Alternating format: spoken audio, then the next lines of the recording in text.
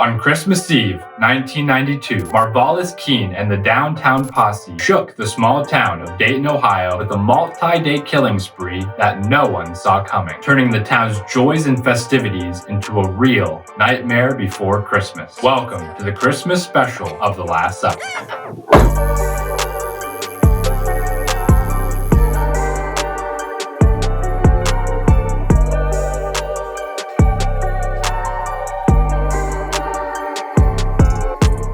Hello and welcome to episode 9 of The Last Supper, a true crime podcast. My name is Colson Davis and I'm an amateur chef, a true crime junkie, a music and video producer, and a content creator. Every episode of this podcast, I'll be telling you a true death penalty case story, and at the same time, I will be cooking that criminal's last requested meal before they were executed. This week, we're looking at Marvallous Keene, who was part of the 1992 Dayton, Ohio Christmas Murders, and his last meal consisted of a Porterhouse steak with A1 sauce, fried jumbo shrimp with cocktail sauce, French fries, onion rings, a tube of Pillsbury Dinner Rolls, a German chocolate cake, 1 mango, 2 plums, a pound of white seedless grapes, 2 bottles of Pepsi, and 2 bottles of A&W Cream Soda. You can find all the recipes I've written for this show at lastsupperpodcast.com/blog. And before we get started, make sure you're subscribed or following the show wherever you're watching or listening, and go subscribe to the email list so you're the first to know about new episodes, new content, new merch,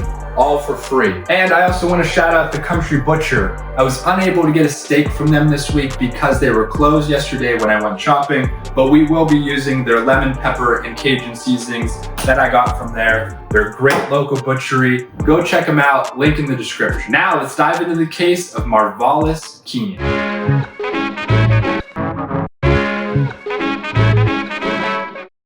Marvallous Keene was born on July 5th, 1973, and his parents were Bernice and Maynard Keene. Marvallous had an older brother named Maurice who was 2 years older than he was. When Marvallous was born, his father, Maynard, abandoned the family and never came home. 2 years later, Bernice divorced Maynard and he started a new family in California. Their mother did the best she could and always reinforced the importance of school and church. At church, the boys joined their youth group and sang in the choir. Without their biological father, Marvallous grew close to his mother's second husband, James Douglas. James appeared to be just like Maynard, though, and he would leave for long periods of time without returning home, causing confusion and mistrust with the family. James left the family for a whole year before Bernice filed for divorce. She eventually found another husband who did stick around, but he was a serious drinker who would gamble away their money and verbally and physically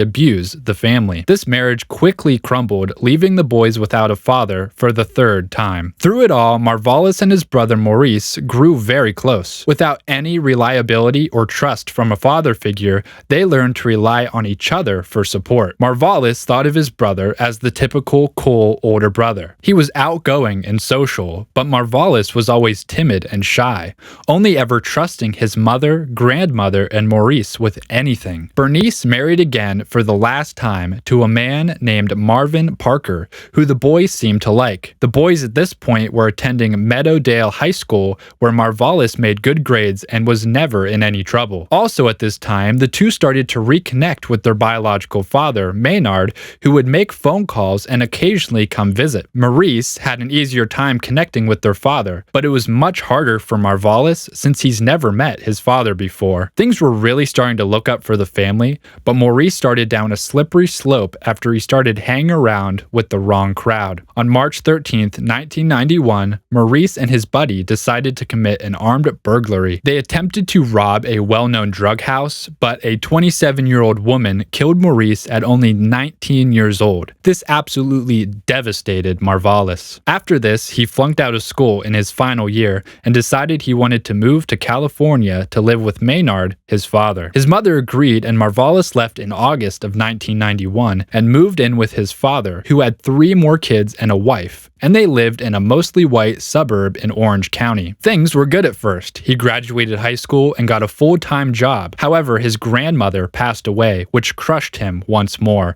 2 of the 3 people he trusted most were now gone, and soon his father would send him back to Dayton. Maynard was having financial troubles. He missed several car payments, and Marvallous was causing very expensive phone bills from calling back to Ohio. A blow-up fight happened where Maynard called his son lazy and spoiled, and after this, Marvallous went back home with his mother. After returning home, Marvallous slowly took a very dark path, carrying guns, acting like a gangster, and heavily drinking and doing drugs. He would ramble on in anger about the death of his brother and cursed the courts for ruling his brother's murder as self-defense. In November of 1992, Marvallous quit his job at a nursing home he was working at and got into a fist fight with a man at the bus stop. After winning the fight, he heard rumors about someone threatening to shoot up his house, and at this point Marvallous saw it best to leave his home. He found refuge in an apartment rented out by Bill McIntyre at 159 Yuma Avenue in Dayton, Ohio. There he met a group of various delinquents, ex-cons, and runaways. At this point, Marvallous was 19 and was drinking and begging for money in downtown Dayton with his new girlfriend Laura Taylor, who was 16. Marvallous picked the new name Marvel and bragged to his new group of friends that he was part of the notorious street gang,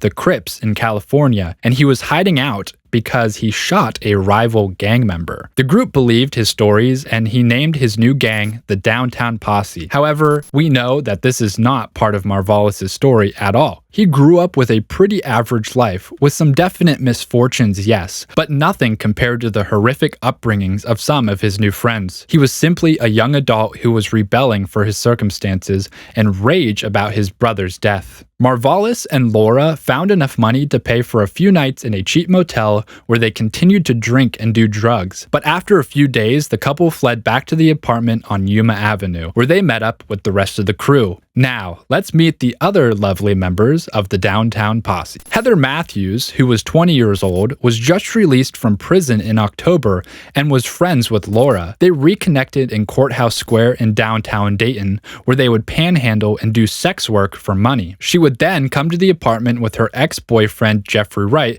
who was 28, and there they would do crack cocaine. Next, we have 17-year-old DeMarcus Smith, who was hiding from police for a parole violation. Next is Marvin Washington, who was 18 and was released from a youth detention center, and he brought with him his 16-year-old girlfriend, Wendy Cottrell, who was 3 months pregnant. Wendy fled home because her parents disapproved of her dating black boys, and she knew they would be furious she would be having his child. And finally, we have Nicholas Woodson, who was 20 years old. He lived at home with his parents, but visited the apartment on occasion. On December 24th, Laura and Marvallous were bored and didn't know what to do. This is when Laura decided they would rob an acquaintance of hers, Joseph Wilkerson, aged 34, who lived in a nice home on Prescott Avenue. She said he would have some things they could steal. Their genius plan unfolded. The two would go to the home and Laura would seduce him into having an orgy with Heather and herself. The trio walked to the home and Laura was invited inside. And I want to say something here. This guy is 34 and she is 16. Like, that's like,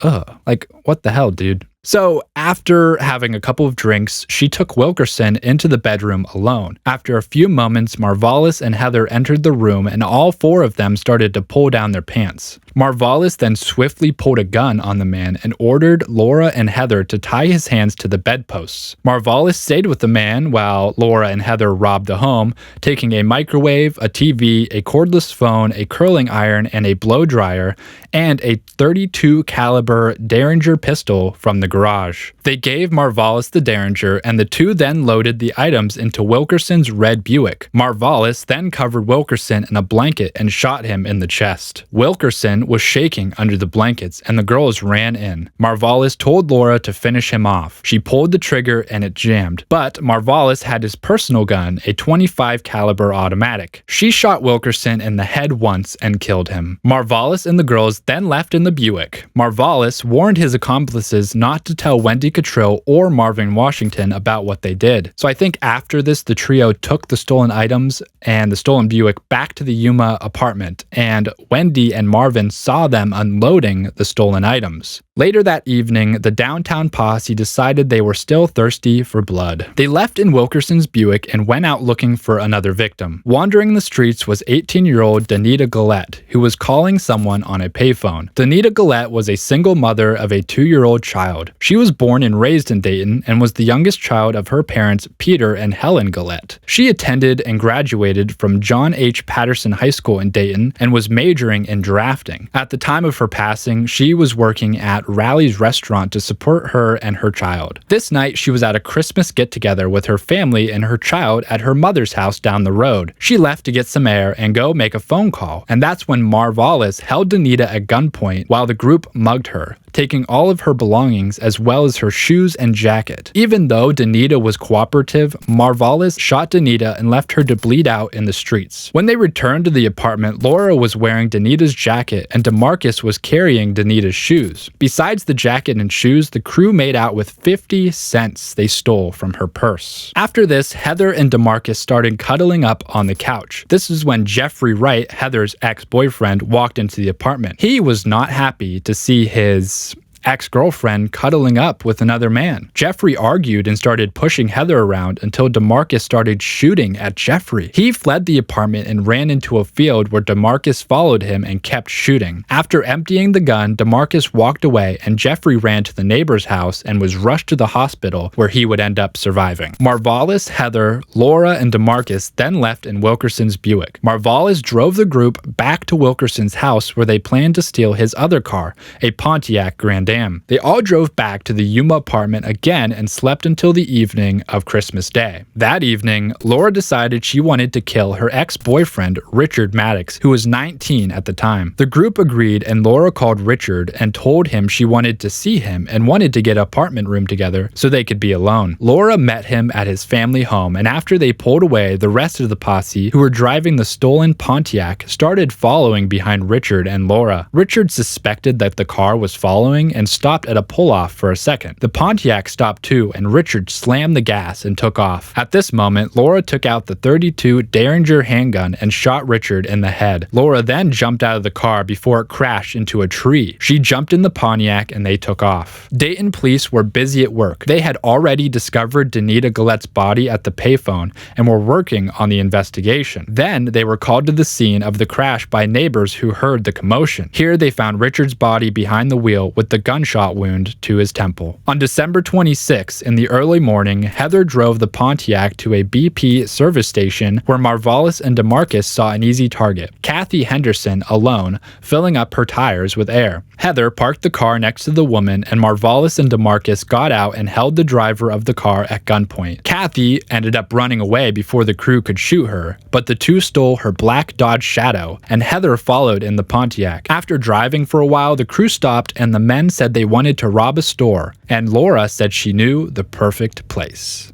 We're going to take a quick break from the show so I can tell you about my podcast merch. Now, the podcast right now doesn't have any sponsors, doesn't have any major income coming in. This podcast takes a lot of time and money to produce for you guys. Food costs a lot to make this show. The editing software, all the lights and stuff I bought for the show to make this so high quality for you guys, it costs a lot of money. So the best way to support this is go and buy some merch, guys. It's a great way to financially help the podcast, and you get to wear around some awesome merchandise. It is super high quality. So let me show you some of the stuff we got. Right here we have the new Halloween logo hoodies. These are super awesome. There's the front, great new drippy text right there. We have these hoodies with the Halloween logo, the cooked chicken logo, and the alive chicken logo. And by the time you see this too, we'll have some Christmas logo hoodies up as well. These are super high quality. This is my favorite product on our store. They're champion hoodies, super high quality. I had my old hoodie for well over a year before it started flaking and getting worn out. They will last, guys. It's totally worth the money. These are our embroidered hats. These will also be up on the website soon as well. Embroidered print. They have the Velcro back.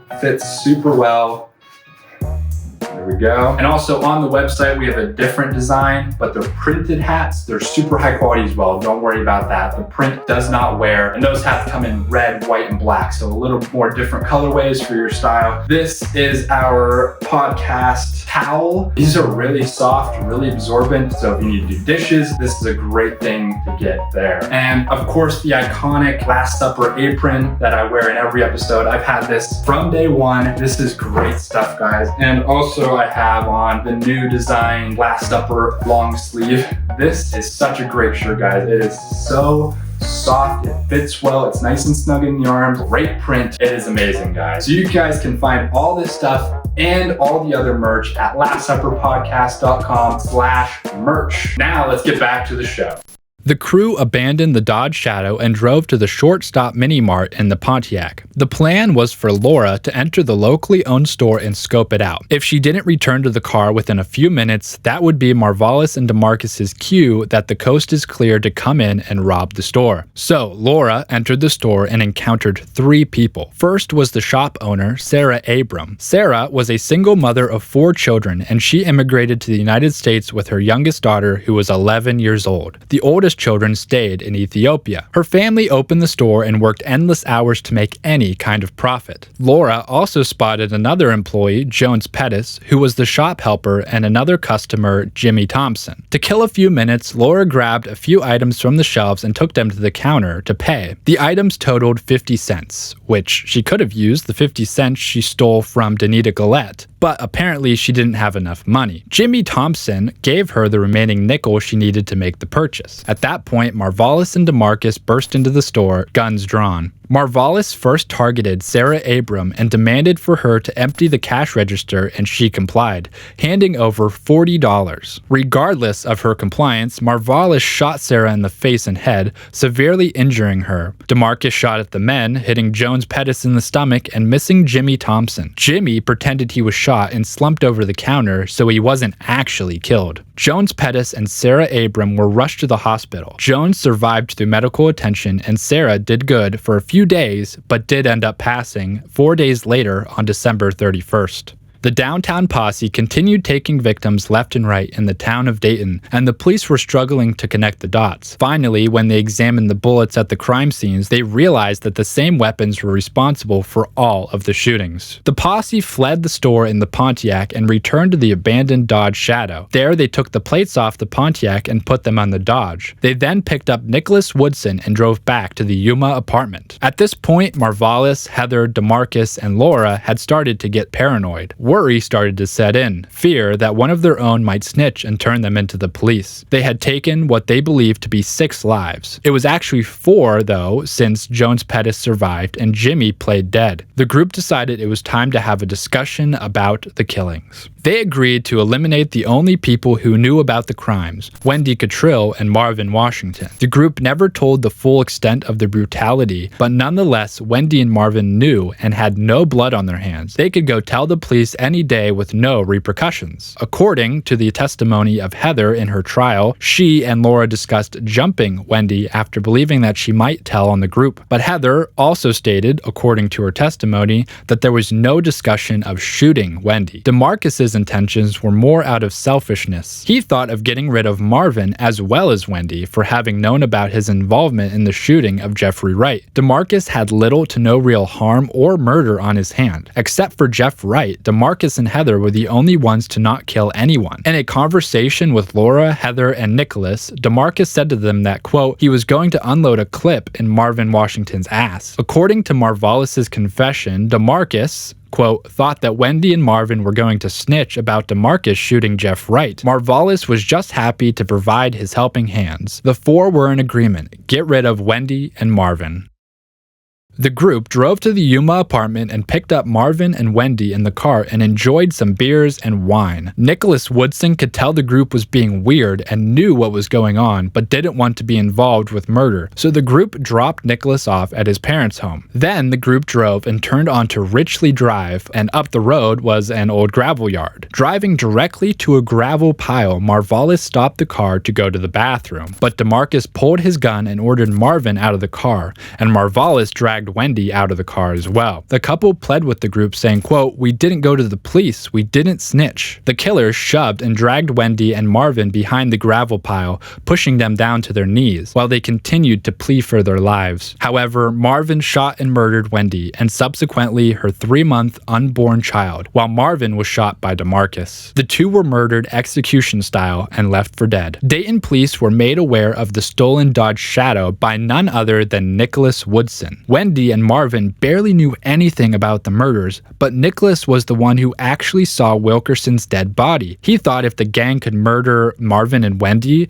that there was a chance they'd kill him too. He called the police after he was dropped off by the posse and told them about the stolen Dodge Shadow, Pontiac, and Buick, and he also confessed to seeing the body of Wilkerson. He was scared for his life, so an officer was sent to the house to pick him up and keep him at the station until they were caught. There, he gave the name of DeMarcus Smith and the first name of Heather. He didn't know Marvallous or Laura's names, but gave descriptions of them as well. A be on the lookout was sent out to the local police about the stolen vehicles. A police officer trailed the group's car after spotting the group behaving suspiciously. They were returning to a friend's house where they had apparently left the Pontiac they stole from Wilkerson. DeMarcus, who was driving, saw the police car and sped off, and a chase ensued. After reinforcements arrived to the car chase, DeMarcus stopped the car and fled on foot, leaving the rest to fend for themselves inside the vehicle. Police swarmed the vehicle, guns drawn, and Marvallous, Heather, and Laura were arrested on the scene. DeMarcus was captured within hours at his home. An officer went with DeMarcus to his closet to retrieve some clothes,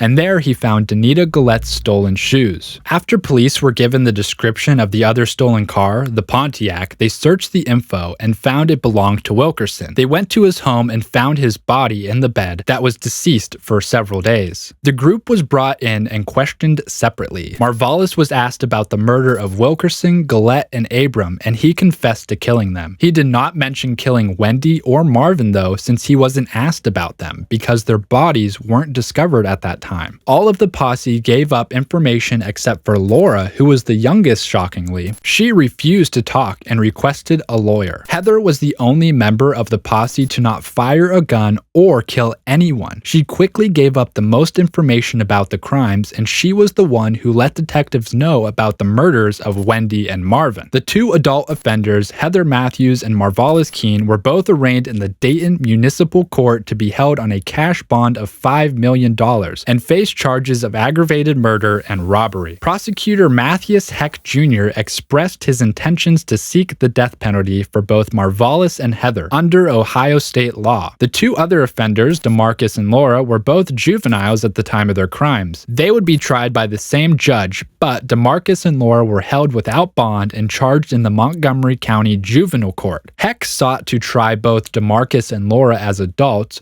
which may carry at least a sentence of 25 years to life in prison. But since DeMarcus and Laura were under 18 at the time of the murders, capital punishment was not allowed regardless if they were charged as minors or as adults. It didn't matter. Heather was granted a plea bargain after some discussion between the defense and the prosecution. The prosecution agreed to take the death penalty off the table as a condition of the plea deal in exchange for her testimony against the others. It was decreed, though, that Heather would not be eligible for parole for a minimum period of 53 years for each life term. Heather was then sentenced to 2 consecutive life sentences and was not eligible for parole for 114 years or until the year 2132. Both Laura Taylor and DeMarcus Smith, who were tried as adults but still ineligible for the death sentence, were sentenced to life in prison. They were tried in January and February 1994 for the murders. Laura won't be eligible for parole until 2098,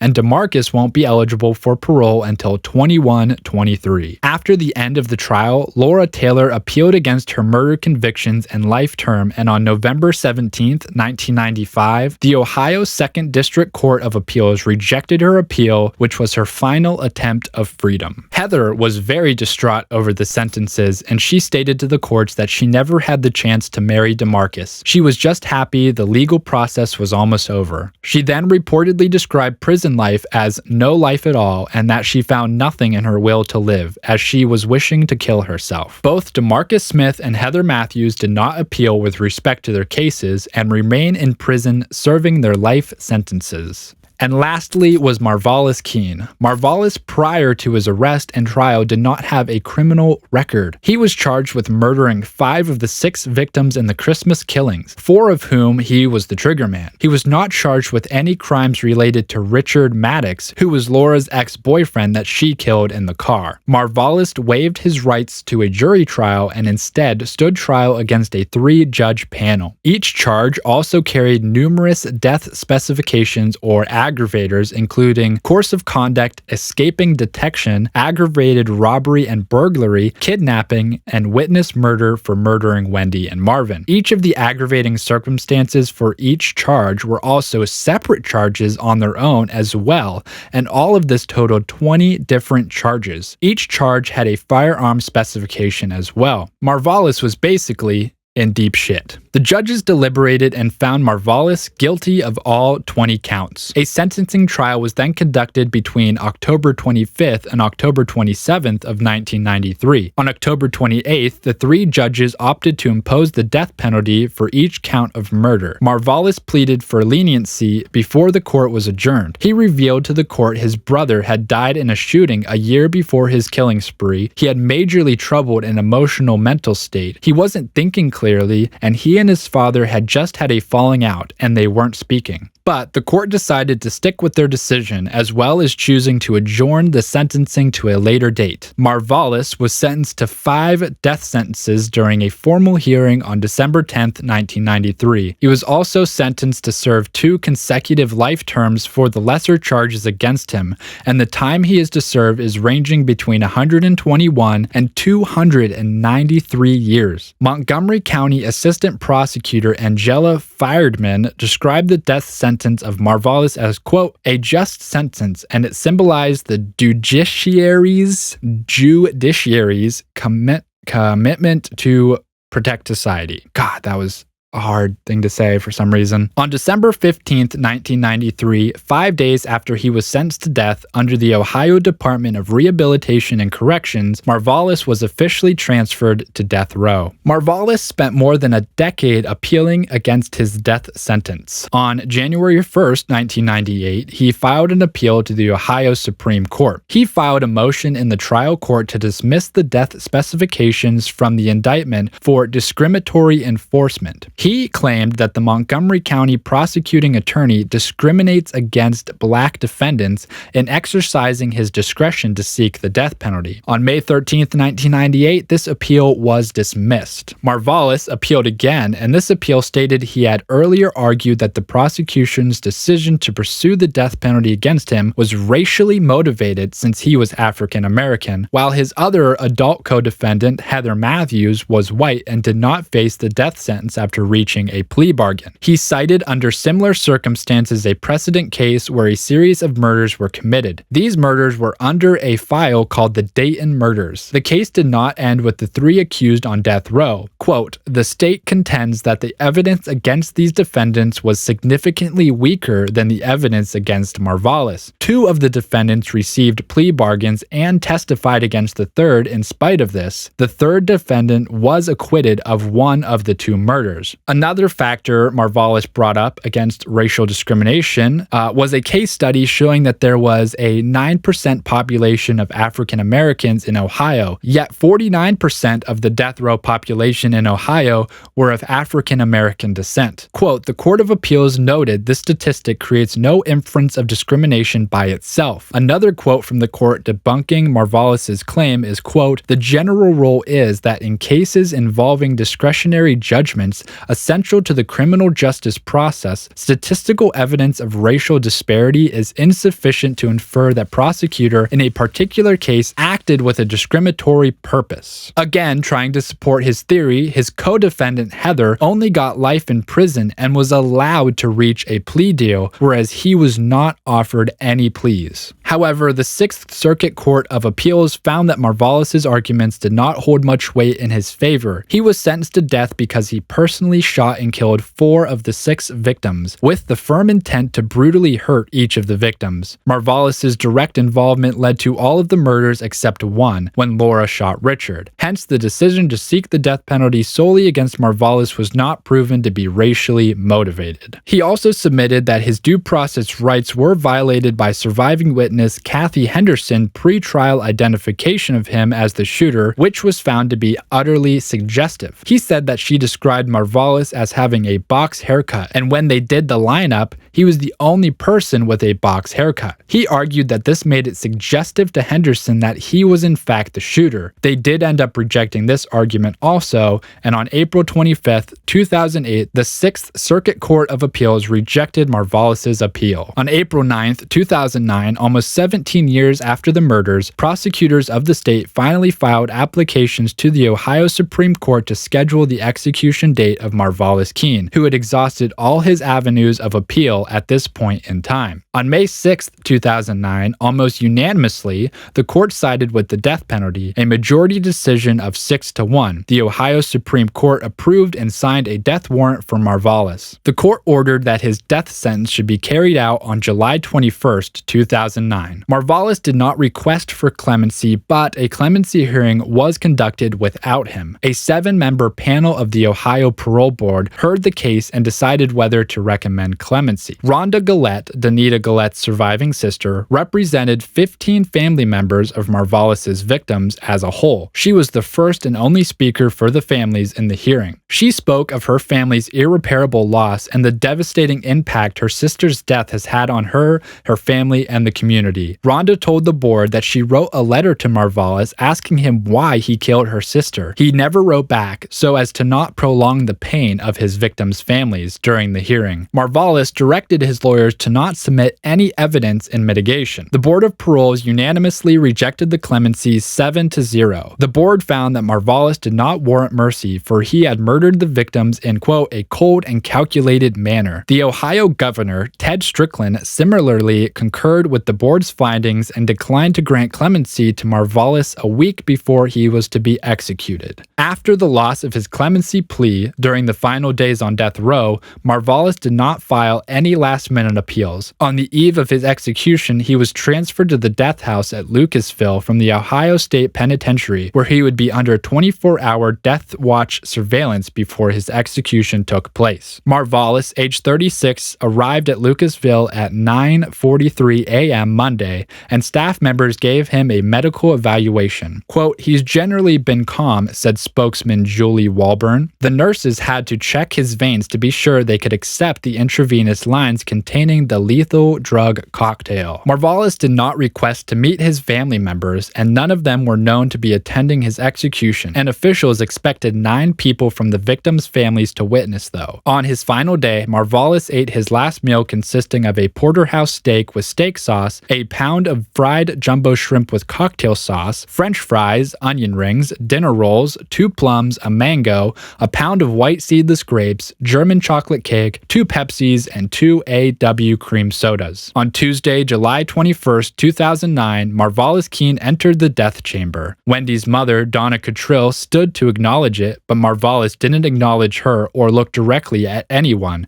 as he lay on the gurney. When asked if he had any final words before his execution, he said, quote, "No, I have no words." He stared at the ceiling and closed his eyes. He seemed ready to accept death. At 10:36 a.m., Marvallous Keene was pronounced dead and was officially declared the 1,000th person executed by lethal injection in America. Ain't that something right there? 1,000th person executed by lethal injection in America. That is mind-blowing right there. Outside, about 25 protesters sang Amazing Grace as the hearse carrying Marvallous' body drove away. Because of this execution, the European Union presidency, held by Sweden at the time, released a statement noting the 1,000th lethal injection execution and called on the U.S. to halt executions pending the abolition of the death penalty. Quote, "The European Union is opposed to the use of capital punishment in all cases and under all circumstances. consequences, the statement said, quote, "We believe the abolition of the death penalty is essential to protect human dignity and the progressive development of human rights. The death penalty is abolished in the European Union, and the United Nations General Assembly called upon all countries that use it to stop executions and end the practice." But no one complied, of course, because we're still doing it. Anyway, that is the Dayton, Ohio Christmas killings, and with that, Marvallous Keene's sentence was served.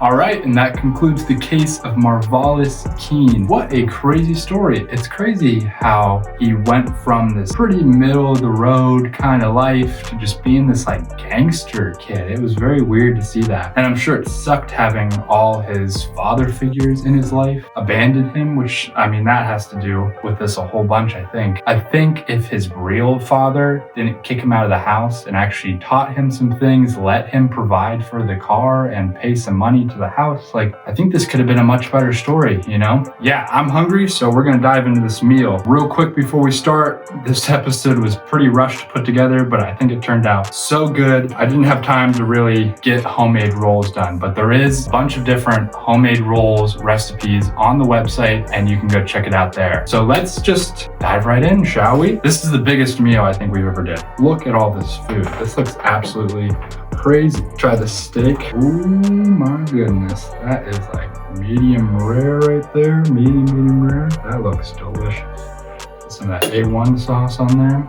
Let's go for it. Oh yeah. Wow. That's good steak as always. Holy cow. That's really good, guys. Try some of these fries while they're crispy and hot still. I did sneak in some ketchup because I like ketchup on my fries and onion rings. Let's give that a taste right now. Wow. My goodness. Those are the best fries I've ever made. The crispiness on these is insane. That is so good. I'll do one more here. Those are some good fries right there. Wow.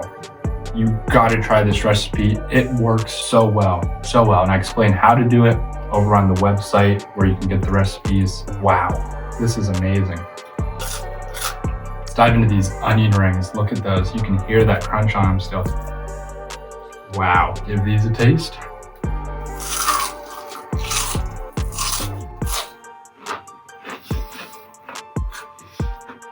Wow, the crunch on these is insane. I cooked these like 30 minutes ago and they're still just as crispy as when they came out of the fryer. So far, the steak, fries, and onion rings, best things I've ever made. This is absolutely crazy how delicious this is. Let's dive into one of these Pillsbury rolls here. It's Pillsbury, you know that. All right, to wash all this stuff down, we have Pepsi.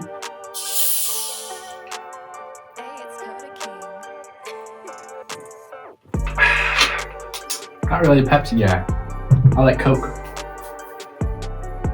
But hey, do you like Pepsi or do you like Coke? Comment below. I'll engage with everybody in the comments. We also have some A&W Cream Soda. This is where it's at too. Love me some cream soda. Oh yeah, that's good. We got some fried shrimpies. Get a cocktail sauce. I don't really like cocktail sauce, but I'll put a little on there just because. Let's try it.